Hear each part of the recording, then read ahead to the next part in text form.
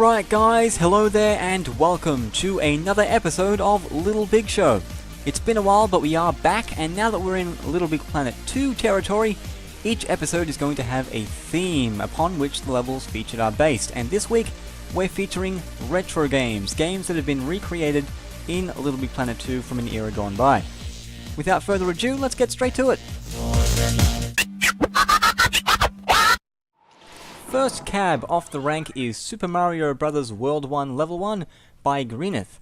Now this was a very popular level to recreate in the first Little Big Planet, and now people are recreating it with more accuracy, especially with regards to animation, and this level boasts superior animation with no use of hologram.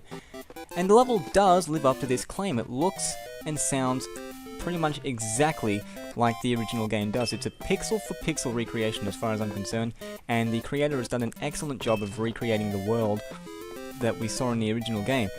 There are a few inherent flaws with the presentation, however, notably with the death animation or its complete absence. There's no death animation. If you do die, you hit an enemy or something, or you fall down the gap, you'll just whisk right back to a checkpoint, which isn't quite right. There should be a death animation to make it a bit more noticeable and a bit more obvious.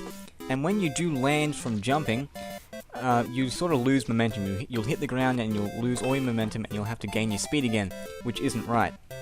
But apart from that, the level controls pretty much perfectly.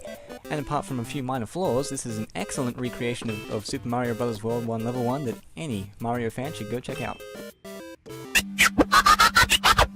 Next up is Tetris by Flux Lasers. Now the first thing you'll notice when you hop into this level is that there is no menu. And this level would benefit greatly from a menu, because the player could then choose whether they want to see the controls or just get straight into the game rather than running around on the ground. Now once you do get started on the game, the controls and presentation are actually fairly good. It controls pretty much perfectly. I didn't run into any issues with the control seat, and the presentation is brilliant. All the pieces look like they should. There's no trouble telling them apart.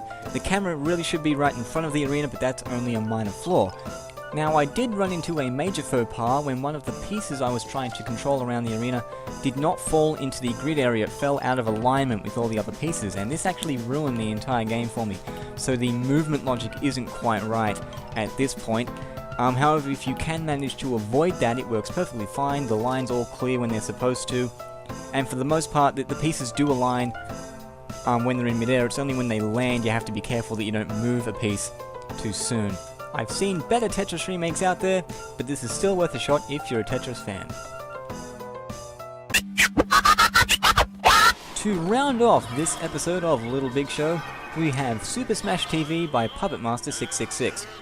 Now this is a very, very good recreation, but it's not just accurate, it takes advantage of the new functionality that modern game systems provide, like analog sticks and an updated visual interface, to provide a much better experience without taking away from the nostalgia. And the level works really, really well. It works pretty much perfectly.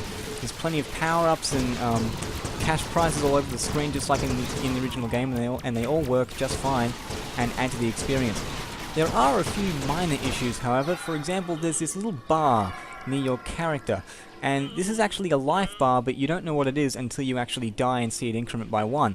So that should be labeled so we know what it is.